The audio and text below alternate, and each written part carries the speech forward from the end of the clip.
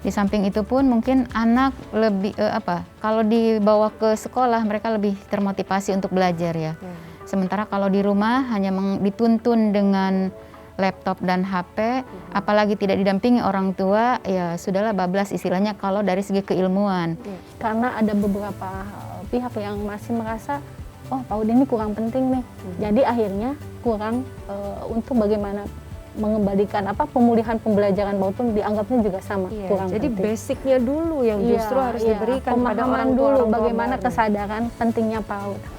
Sehingga kita harus jadi tantangan nih bagaimana kita melakukan konvergensi, memaksimalkan semua potensi yang ada untuk melakukan pemulihan ini.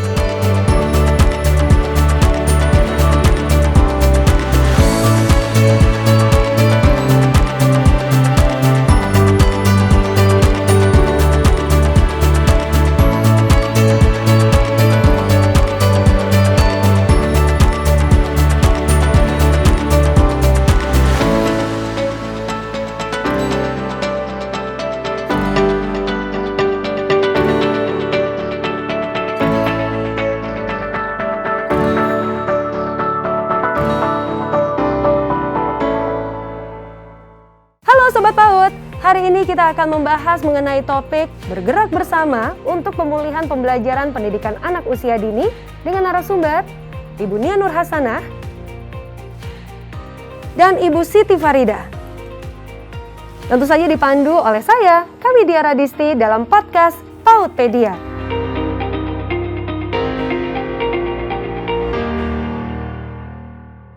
Assalamualaikum warahmatullahi wabarakatuh. Salam sejahtera bagi kita semua. Om Swastiastu, Namo Buddhaya, salam kebajikan, Rahayu.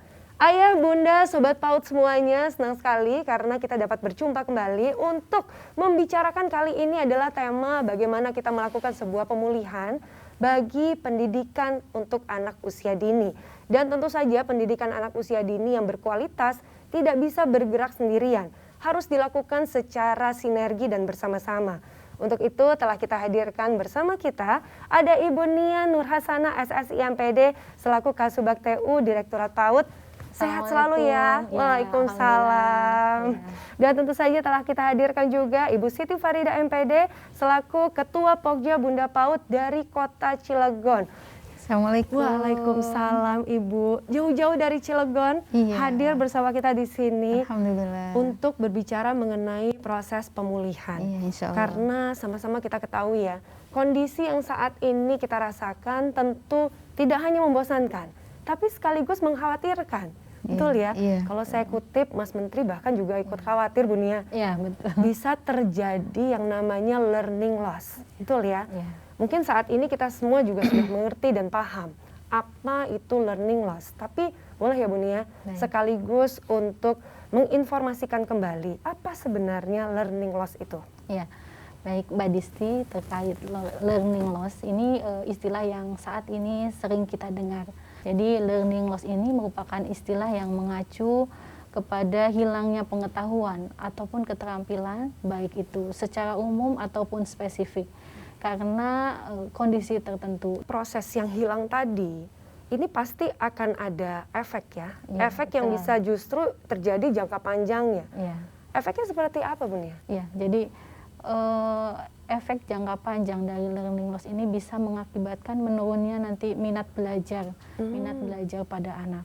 Ya, jadi anak nanti akhirnya mengalami kesulitan juga untuk belajar pada jenjang berikutnya. Bagaimana Bu Siti kondisinya di lapangan saat ini? Memang sangat dirasakan sekali kesulitannya gitu ya, ketika tidak ada tatap muka. Di samping itu pun mungkin anak lebih kalau dibawa ke sekolah mereka lebih termotivasi untuk belajar ya. Sementara kalau di rumah hanya dituntun dengan laptop dan HP, apalagi tidak didampingi orang tua, ya sudahlah bablas istilahnya kalau dari segi keilmuan.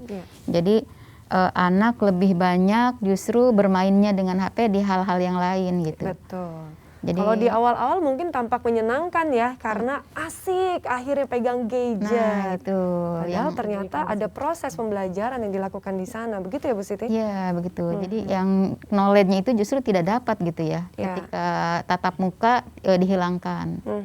Berarti kalau kita bicara mengenai segala bentuk upaya yang telah dilakukan, ini butuh ya ada skema yang bentuknya lebih sistematik untuk bisa dilakukan bersama begitu ya? Ya. Jadi kami Direktorat PAUD merumuskan 3 aksi. Ya, yang pertama adalah bagaimana kita menghadirkan lingkungan kaya keaksaraan. Jadi guru, orang tua, dan kemarin juga sempat ya Bu Siti ada untuk Bunda PAUD ini mereka membacakan buku cerita. Ya, kemudian yang kedua aksinya adalah membangun kolaborasi. Ya, bagaimana mendampingi guru PAUD untuk merancang kegiatan dengan skema pembelajaran jarak jauh ini. Kemudian yang ketiga adalah meningkatkan akses terhadap buku bacaan anak. Nah, ini juga kami berkolaborasi dengan semua stakeholder dan baik itu Ormit, kemudian juga tentunya nih dukungan Bunda PAUD juga banyak nih Mbak Disti. Ya, jadi seperti itu. Jadi kami merumuskan ada 3 aksi yang untuk aksi nyata. Aksi nyata Untuk ini berarti pemulihan pembelajaran PAUD ini. untuk pemulihan pembelajaran PAUD, berarti itu bisa kita sebut sebagai kerangka bergerak bersama, begitu ya? Betul. Karena tentu saja dengan bergerak bersama akan lebih mudah dalam proses pemulihan. Tapi apakah di lapangan juga terjadi hal yang sedemikian rupa? Implementasinya seperti apa Bu Siti? Alhamdulillah Mbak Disti, dari pemerintah sendiri, dari Kemendikbudnya sudah sangat kooperatif ya untuk menggandeng terutamanya bunda-bunda PAUD mungkin dalam hal sosialisasi ya, menstimulasi masyarakat untuk mengajak kembali mereka ke layanan PAUD. Di samping itu pula khususnya Pemkot Cilegon kita menggandeng beberapa OPD untuk bergerak bersama tadi. Untuk memastikan ya, memastikan layanan PAUD itu memang menjadi layanan yang berkualitas, baik dari segi baik dari OPD Dinas Kesehatan, kemudian dari Dukcapil gitu, maupun dari DP3 AKB. Jadi kemarin itu kita mengadakan pendampingan dalam masalah pelayanan mutu kesehatan dari segi gizi gitu ya, kemudian penimbangan berat badan, pengukuran dan penimbangan berat badan, kemudian juga kita berikan sedikit stimulan ya kepada guru-guru itu agar mengembalikan yang kemarin itu sempat loss ya, bagaimana cara menyampaikan atau istilahnya metode pembelajaran lah gitu ya, yang baik dan benar dan berkualitas. Juga kita coba kait beberapa CSR itu dalam hal APE gitu. Seperti itu. Jadi kalau kita bicara sendiri mengenai implementasi di lapangan, ini tentu saja untuk bisa bergerak bersama, banyak hal di setiap wilayah dan daerah itu juga pasti implementasinya akan berbeda-beda. Seperti itu ya Bu Nia ya. Tapi secara garis besar, skema sistematiknya sudah ada dengan 3 aksi tersebut. Dari 3 aksi yang pertama adalah bagaimana untuk menambah minat keaksaraan. Jadi dibawa kembali peran orang tua untuk bisa mendongeng kepada anaknya, membacakan cerita kepada anaknya, dan hal ini mungkin setiap daerah akan punya tantangannya sendiri-sendiri, seperti itu ya. Tapi bahkan kalau di Cilegon sendiri sudah bergerak dengan sedemikian rupa dan menjadi alhamdulillah. Tapi saat pembelajaran tatap muka sudah mulai kembali digalakkan, maka kembali muncul tantangan karena bisa jadi orang tua muridnya juga sudah mulai berganti, sudah masuk di tahun kedua. Nah, berarti ayah, bunda, dan juga sobat PAUD, sesaat lagi kita akan membicarakan mengenai implementasinya di lapangan. Untuk itu tetap bersama kami, jangan kemana-mana, hanya di podcast PAUDpedia.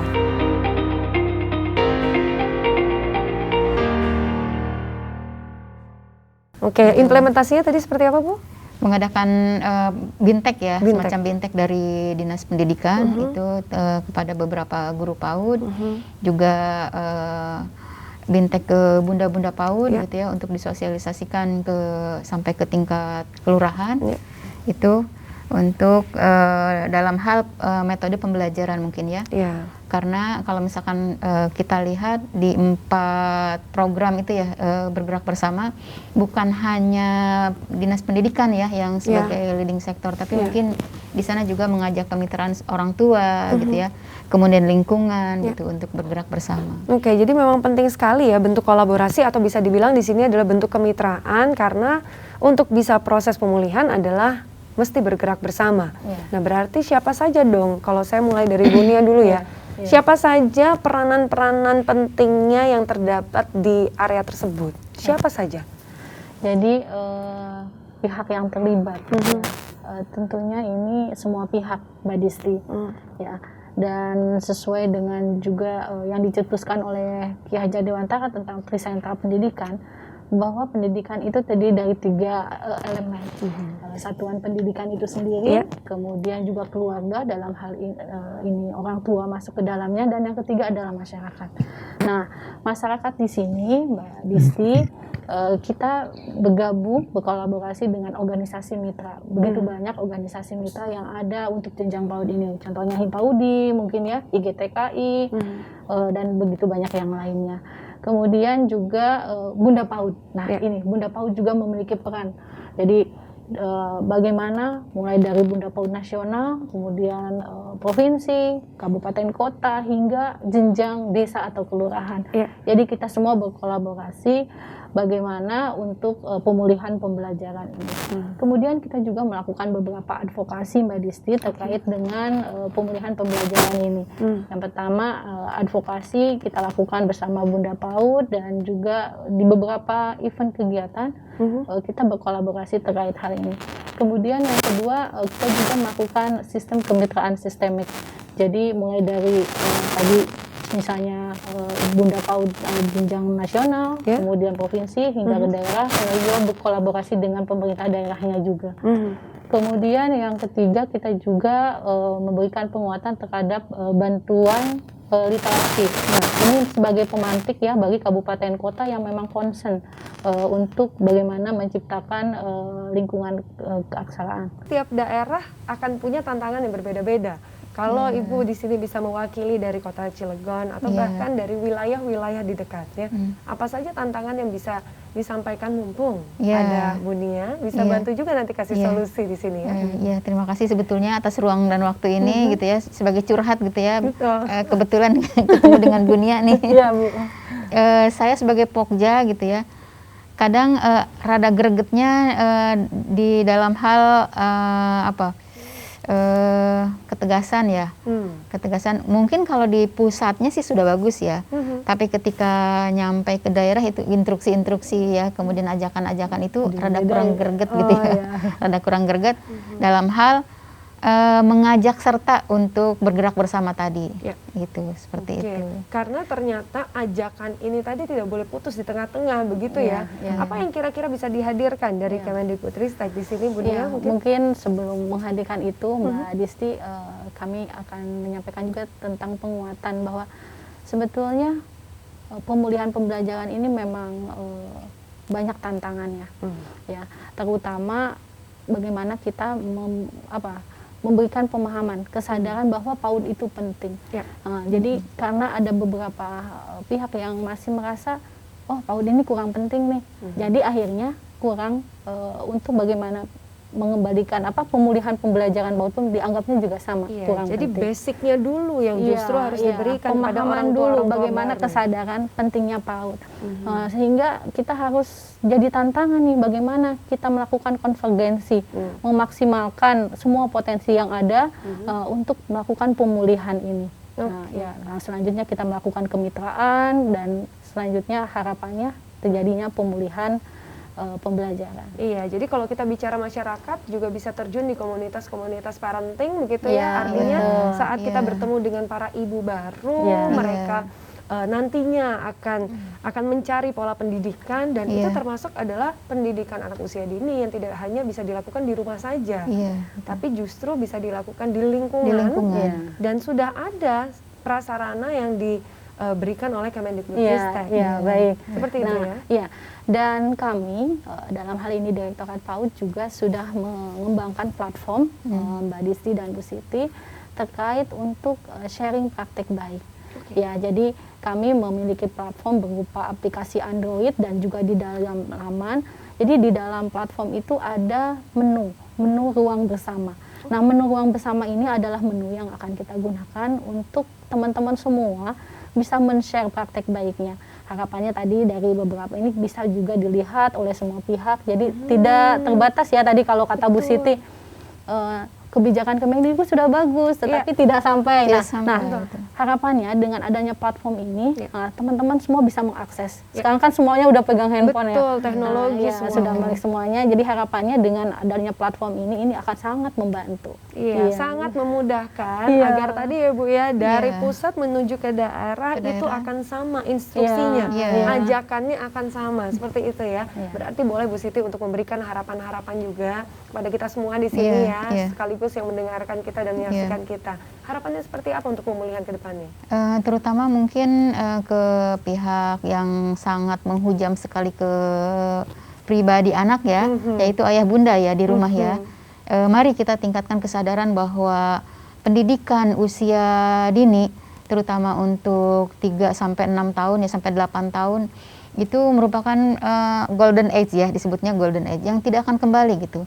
Bila itu ditinggalkan, jangankan untuk menyekolahkan ke PAUD ya, kalau misalkan itu tidak terkelola di rumah sendiri saja, itu sangat satu hal yang sangat disayangkan ya, karena tadi momennya tidak akan terulang gitu ya. Gitu. Kemudian untuk yang leading sektor mungkin di sini pemerintahan ya, yang wabil khusus itu Departemen Pendidikan mungkin Kemendikbud, agar lebih memantau dengan teliti lagi ini nyampe tidak sampai ke tingkat informasinya gitu ya, sampai ke tingkat bawah gitu. Kemudian untuk masyarakat di samping tadi charity, juga komunitas-komunitas lain ya, misalkan di sini yang sudah lebih melek pendidikan ya, misalkan diantaranya mahasiswa gitu ya. Di beberapa wilayah mungkin punya mahasiswa gitu kan. Jadi mereka jangan, saya berharap sih jangan hanya untuk mereka gitu ilmu pengetahuan itu, tapi yuk kita berkontribusi gitu ya, membagikan apa yang mereka bisa gitu, waktu, tenaga, pikiran mungkin untuk adik-adik kita yang usia di bawah tadi. Jadi semua berperan aktif di sini dan termasuk kita bisa memberikan motivasi kepada masyarakat begitu ya. Bu Nia, ada yang bisa ditambahkan untuk harapan-harapannya? Karena tadi semua sudah disampaikan Bu Siti tampaknya. Sudah lengkap kan tadi Bu Siti yang Bu Siti sampaikan. Mbak Disti, intinya yuk kita bergerak bersama. Betul. Semua elemen ya Bu Siti. Kami dari perwakilan pemerintah pusat dibantu nanti oleh semua stakeholder. Dan kami sudah mencoba menyiapkan platform kita manfaatkan platform yang ada dan Bunda PAUD yang memiliki jaring yang sangat besar ya, mulai dari nasional hingga ke level desa atau kelurahan ini juga sangat penting ya, bagaimana kita berkolaborasi untuk selanjutnya mewujudkan PAUD berkualitas. Jadi kalau kita lihat di sini tentu saja ya, banyak yang sudah dilakukan tapi belum tentu sampai di diri kita, belum tentu sampai di lingkungan kita. Maka basicnya itu tadi ya, mesti dikembalikan seberapa penting pendidikan anak usia dini. Tidak hanya untuk dilakukan di kalangan lingkungan pribadi atau lingkungan rumah saja. Ini bukan jadi beban orang tua saja. Betul ya? Tapi justru mari kita berkolaborasi. Tadi harapan sudah diberikan, tantangan juga sudah disampaikan. Bahkan kita baru tahu nih, kalau ternyata sudah ada aplikasi yang bisa membantu agar ajakan tersebut sampai. Tidak hanya di pusat terputus di tengah-tengah gitu ya, tapi instruksinya bisa sama, sampai dengan ke daerah masing-masing. Begitu ya Bu Siti ya. Berarti sekali lagi saya juga tidak lupa untuk mengucapkan terima kasih kepada ayah, bunda dan juga sobat PAUD yang telah menyaksikan. Semoga semua yang kita dengarkan hari ini bisa memberikan manfaat. Karena tentu saja sekali lagi ya, dimulainya dari kita untuk mendapatkan generasi berikutnya yang jauh lebih optimal, yang justru mereka siap bersekolah. Jangan lupa juga untuk like, kemudian subscribe semua channel kita yang ada di PAUDpedia, ya betul ya Bu Nia ya, betul ya. Itu penting sekali agar kita juga bisa mendapatkan banyak manfaat dari channel tersebut. Sampai jumpa, saya Kamidia Radisti pamit, salam PAUDpedia.